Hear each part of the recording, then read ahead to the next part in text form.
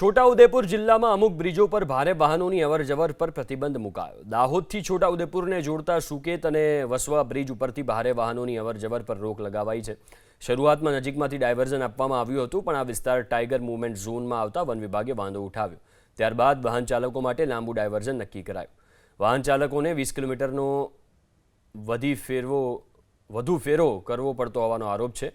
વાહન ચાલકોનું કહેવું છે કે આ મુખ્ય માર્ગ છે, ચોમાસામાં પહેલા રિપેરિંગ કરવામાં આવે। રોજ બે બ્રિજ બંધ છે, રિપેર નથી કરતા ને અમે લોકોને આમ ફરીને આવવું પડે। સિંગલ પટ્ટી રસ્તામાં બહુ તકલીફ થાય છે। આ બ્રિજનું કામ રિપેર ફટાફટ કરે એ લોકો। આમ તો 40 કિલોમીટર જેવું થાય, આમ છોટકોટ પડે જોજ બાજુ। જીવનું જોખમ આમ થોડુંક સિંગલ પટ્ટી રસ્તામાં જ આવું ખરું ને દિક્કત તો આવે, બહુ ટ્રાફિક વધી જાય। છોટાઉદેપુર દાહોદનો રોડ બંધ કર્યો બ્રિજ ત્યારથી અમે ડ્રાઈવરો પરેશાન છે।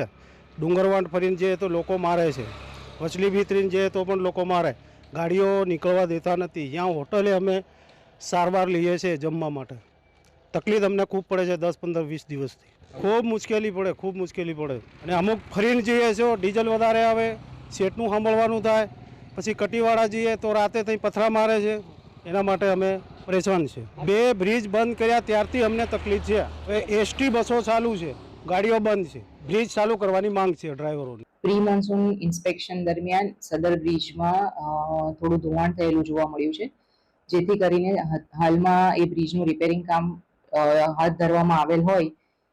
એ બ્રિજ પરથી અત્યારે હેવી વેહિકલ 10 ટનથી વધારે હેવી ટ્રકો અને ડાયવર્ઝન આપ્યું છે હેવી વેહિકલ્સને, જે સાગતાળા થઈ અને પાલસંડા થઈ તેજગઢ થઈ છોટાઉદેપુર આવશે।